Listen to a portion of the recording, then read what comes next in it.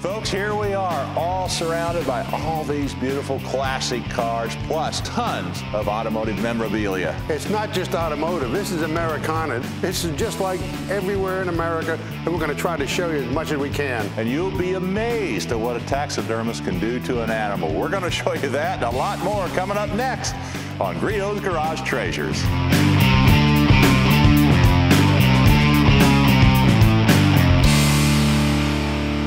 Hey, welcome to Griot's Garage Treasures. We're here at Don Smith's collection.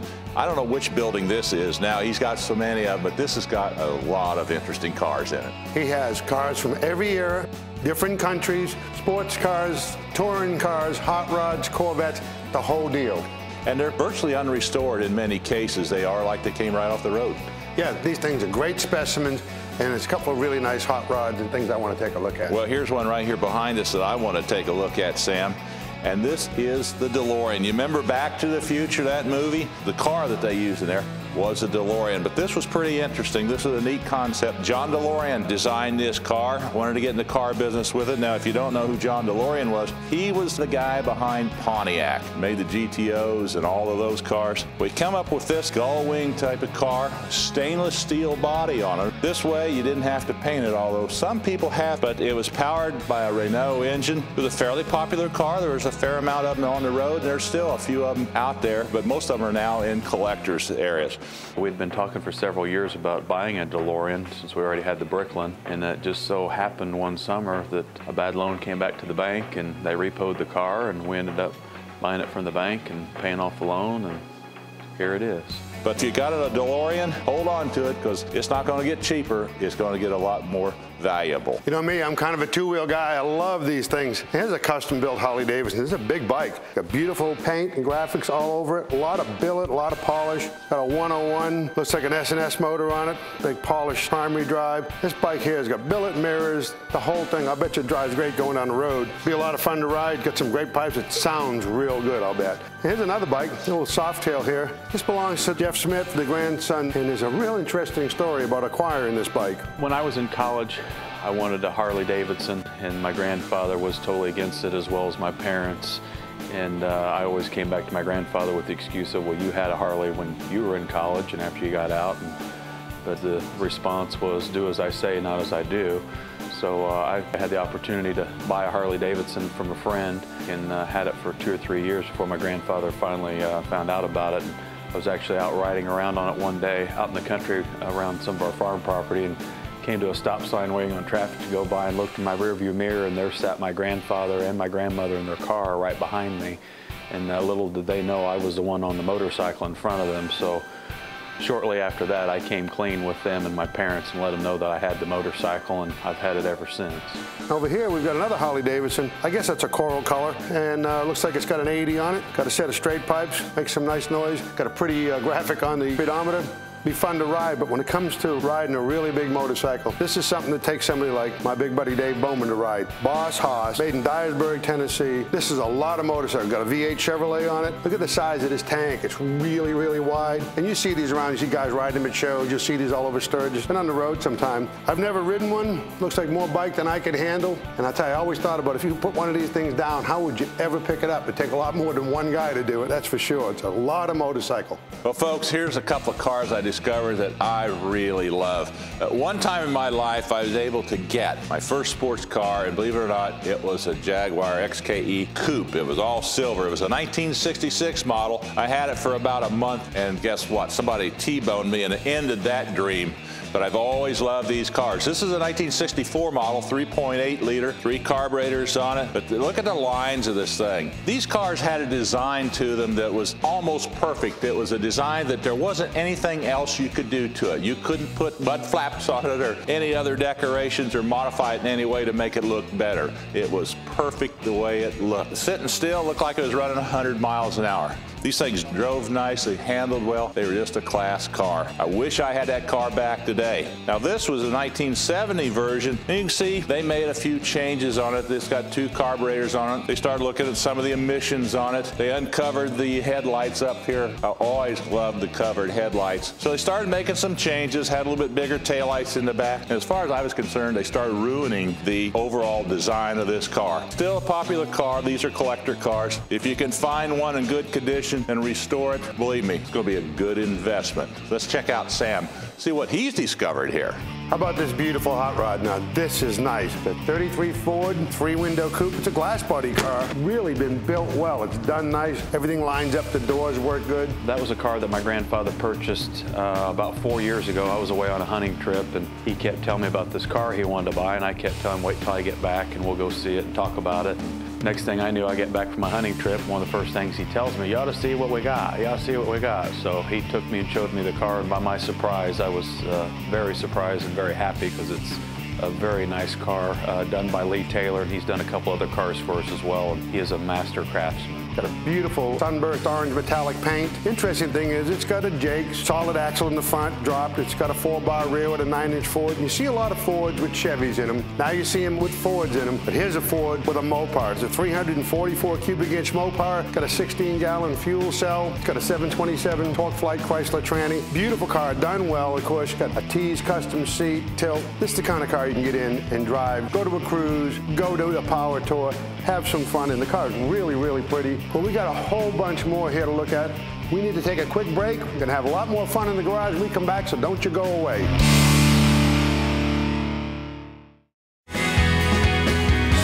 Griot's Garage is car care for the perfectionist. Whether you're cleaning a daily driver or perfecting the paint on your dream car, Griot's Garage makes a full line of products to get it done.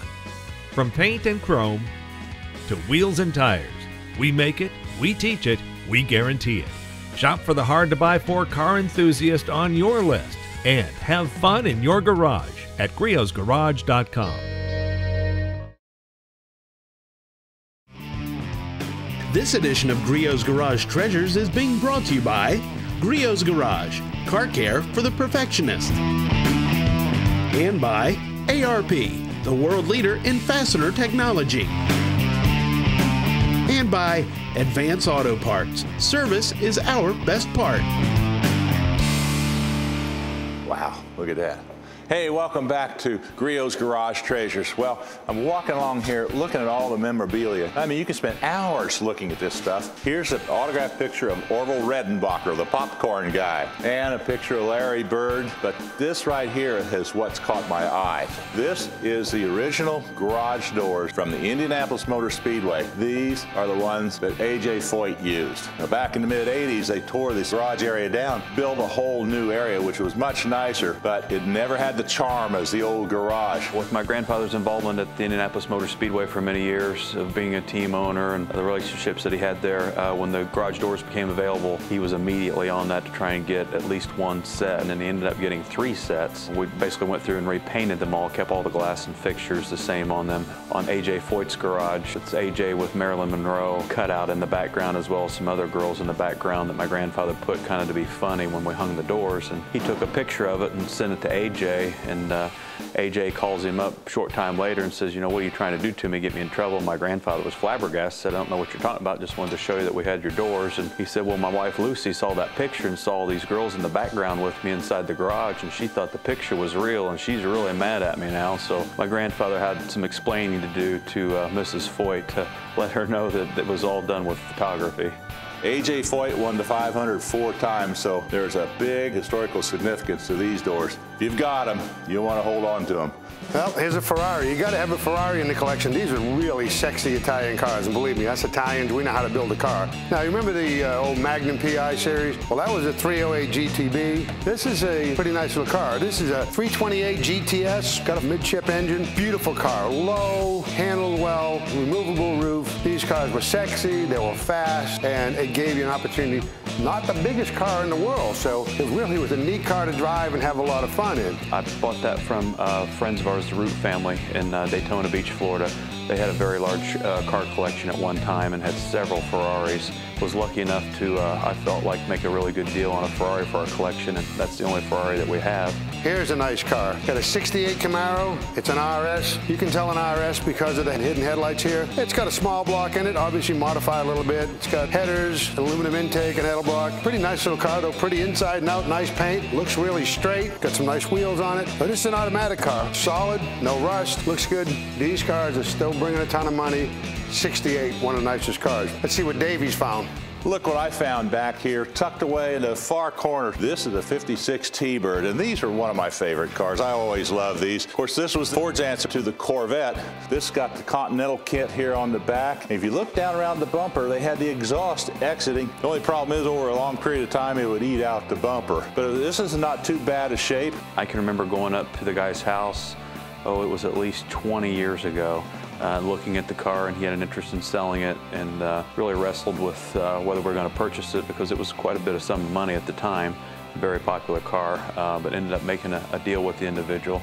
And I drove the car on weekends occasionally just to exercise. It was really a fun car to drive, and it's been sitting in the garage probably for about the last 15 years. This has got hard top on it. Also has the portholes, but you can remove this, unlatch it, get somebody to help them. They can lift this off. A lot of guys used a winch in their garage. This has a manual on the floor. I'm not sure if it had a 3 or a 4-speed on it. It also had a manual overdrive. This is 1956 technology at its finest. Had a 312 V8 engine in it. Pretty good little motor. But look at this. It's been virtually unrestored, so it's not in bad shape for as old as it is. But this is something I always like to see. Just a single master cylinder. They have a line coming off over here to a power booster. Some of the early type of power brakes they had, this was vacuum operated. Had a fuel bowl here. Pretty standard stuff for 1956. They also used this motor, though, as a way to try to upgrade the image of their other cars. They would advertise the fact that it had a Thunderbird motor in it. But this is a 1956 Thunderbird. This car is in pretty good shape. This could be a nice one to restore. We got to take a short break. When we come back, we got a lot more coming from Don Smith's Museum.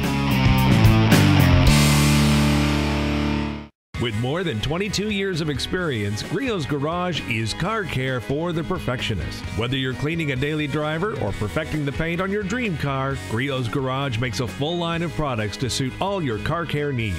From paint and upholstery to wheels and tires, leather and carpet, glass and chrome. Car care liquids made in the USA and backed by our promise. We make it, we teach it, we guarantee it. Have fun in your garage at griotsgarage.com.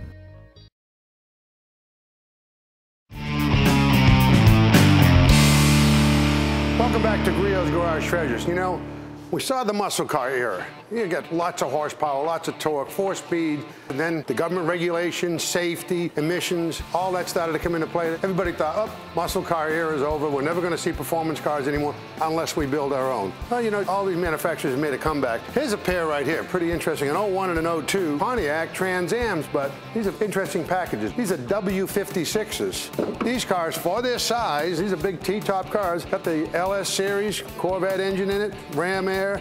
Had big brakes, big suspension. These cars, for their time, were actually the start of coming back into the muscle car era and putting lots of horsepower in, along with the conveniences like ABS brakes and those kinds of things to keep you safe. But this is a pretty interesting package to see two W56s side by side. Well, I'll tell you what, folks, when you go from Trans Am to Volkswagen, you've made a huge leap. Volkswagen actually means people's car. These were developed back just before World War II by a fellow by the name of Porsche. If that rings a bell to you.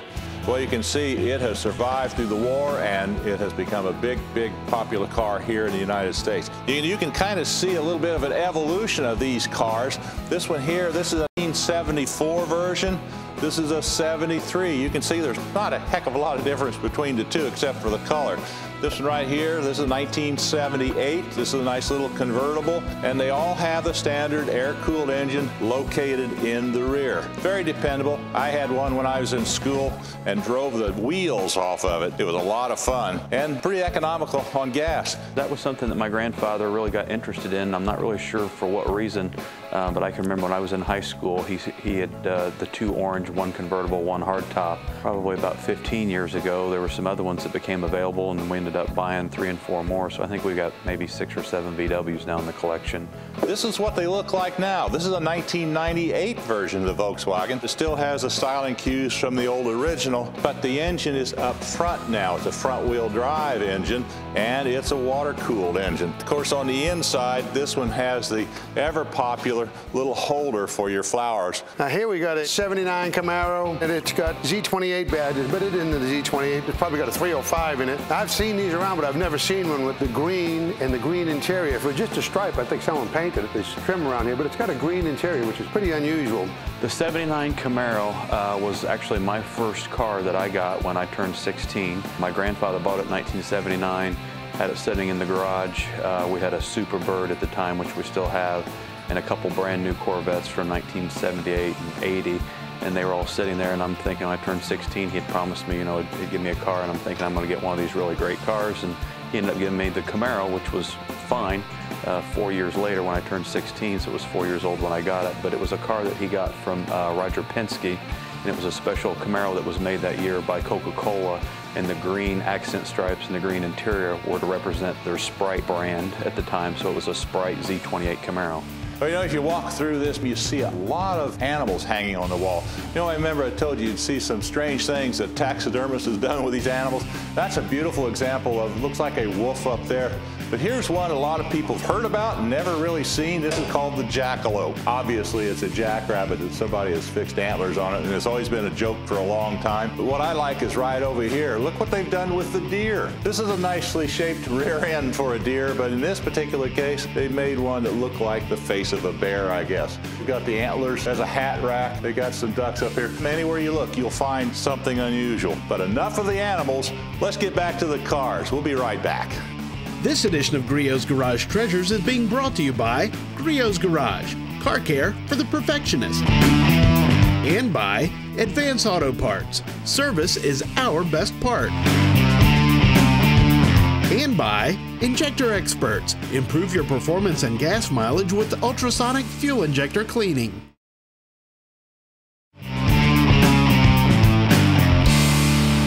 Welcome back. You know, we're still roaming around in this collection. This is unbelievable. Now we got the car that put America on wheels, the Model T Ford. You know, Henry Ford started the assembly line, and then he gave people like the $5 workday. You've read all the history of these cars, and they made millions of these cars. But there's little subtle differences. These are like doctor's coupes. The doors on this one open forward. This, I think, is a little newer, and the door open backward. All nicely restored. I can remember again as a younger child of my grandfather having those all restored. But the Model T, what they call the doctor's coupe, is just a perfect mint condition when he had it restored. One of the things that Henry did in these cars was he had a lot of people that vended parts to him, like any other manufacturer. When he gave you a bid, it had to be just the way you submitted your part, including the packaging. When he was bidding for some components that came out of South America, when he gave the guy the contract, he said, I want you to change absolutely nothing, even the packaging. If you change, you lose the contract. And the reason was the boxes that they were shipped in were made of cypress wood, which is just resistant to rot. Henry took the wood packaging that was cypress and he made the floors for these cars. Now this here is a brass era. This is a real early one. And if you look here, they've got bags all over it. That's to keep all this brass from tarnishing. You can see, just keeping the moisture off it, it's much nicer than that. You got to stay after it. You really got to go ahead and polish all this brass. Now this here is a Roadster. And if you look inside, they got 3 pedals. You didn't have a throttle pedal. You had spark advance and throttle on the column. You had a brake, a clutch, and in the middle, you had a planetary pedal. You basically applied the brake for the planetary unit, the band. When you stepped on that, the car went backward. You didn't need 3 feet. You could juggle around. Took a little bit of getting used to, and you notice it's got an outline of a door here, but on these early open cars, the door didn't work on the driver's side. It had one door on the passenger side. And the little pickup truck over there with the soft top, that's a 27. The last year for the Model T, had all kinds of neat stuff on these cars. They ran and ran and ran. They made snowmobiles out of them. These things powered pumps. They powered saws. They used them around the farm. This is really, again, what put America on wheels. Well, we're going to make a little bit of a leap in time from the horseless carriage to a horse-drawn carriage. And this is something from a bygone era. This is what you would see the Amish running around in. In fact, you see it today on the roads, especially here in Indiana and Ohio. It's got a little dashboard on the inside of it with switches that powers the battery-powered lights here. This is what they have to use to be legal to be out on the roads. Going back a little farther, this was a beautiful horse-drawn carriage. You can see little seat 2. These were pretty light. They seem like they're fairly flimsy, but they had these big wheels on here that allowed them to travel down the unpaved roads. And these were well sprung. You can see they would bounce a lot. In the wintertime, couldn't use the carriage because of all the snow and the ice. Guess what we had? An open sleigh. Now, I don't think this was a one-horse open sleigh. It probably took a couple, because you can see you could put probably 3, 6, 9 people in here. It's a lot of weight for one horse to pull, so it brings back memories of wanting to go to grandmother's house for Thanksgiving. This is how it was back then, and you can see we've spanned the history of the automobile from before to some of the latest stuff that's on the road. Griot's Garage wants you to have fun in your garage. Now, here's your car care tip of the week with Richard Griot. This week, to make sure that you have fun in your garage, we're going to talk about Griot's Garage Interior Cleaner, the perfect product to clean all your interior surfaces. Griot's Garage Interior Cleaner is a unique product designed never to spot, fade, or remove dyes when cleaning. While our interior cleaner is an easy spray-on, wipe-off product on places like dashboards, do not confuse it with a simple dressing. Interior cleaner tackles real dirt, oil, and stains. When cleaning, spray the cleaner directly onto your towel or cleaning pad, not the surface, or use pre-saturated interior cleaner wipes. This prevents overspray and controls the product for perfect application. Try interior cleaner with a microfiber interior cloth for use on headliners. Our microfiber cleaning pads remove stubborn stains from textured surfaces like scuff marks on a door panel's plastic surfaces. Interior cleaner penetrates dirt and grime to clean cloth and carpeted surfaces too, including floors, seats, or floor mats. Interior cleaner is also safe to use on your finest leather surfaces. But don't just leave interior cleaner in the garage. Bring it inside so you can have fun in your house. Well, how cool is this? You know I love trucks. This is a 1927 Ford Model T fire truck. It's a pumper. It's got a big crankshaft here with a bunch of pistons to the pump. It's got a PTO takeoff right here, engagement levers, got a big beautiful brass bell, a light, sirens, and it's got a place back here for the firemen to sit and hold on to the brass rails, ladder racks. This is a real piece of American firefighting history. I can remember in high school, I think, is when he got that vehicle, had it totally restored, and we used to use it a lot for parades and shows and that type of thing. But we've got so many cars now, it's so hard to get it out and get it going. And you guys know that I love sprint cars, and you can tell I'm in love now. I'm sitting among some great ones here. These two are the Ford Power Casey Luna cars. One was driven by Dave Blaney, the other by Bobby Davis Jr. Both of them were former World of Outlaw champions, and I'm sitting on Steve Kinzer's front wheel. We've had that for quite a while. I would guess probably around 20 years. Being around dirt track racing all my life, and my grandfather being a promoter, we've always been a big Sheldon Kinzer, Steve Kinzer fan.